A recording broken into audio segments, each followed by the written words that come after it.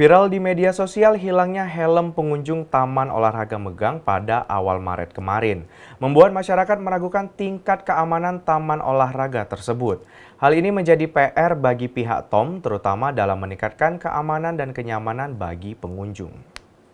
Taman Olahraga Megang telah diresmikan pada minggu lalu, namun terkait dengan keamanannya masih belum stabil, dikarenakan salah satu pengunjung mengeluh akan kehilangan helm, yang harusnya menjadi tanggung jawab pihak Taman Olahraga Megang. Melihat pengunjung Taman Olahraga Megang mencapai 700 orang dalam sehari. Keamanan pengunjung harus diutamakan demi kenyamanan pengunjung serta pihak Taman Olahraga Megang yang bertugas. Petugas parkir Iqbal Varianto menyampaikan, hilangnya helm tersebut kami tidak bisa berkomentar, karena keamanan sendiri langsung dari vendor Palembang.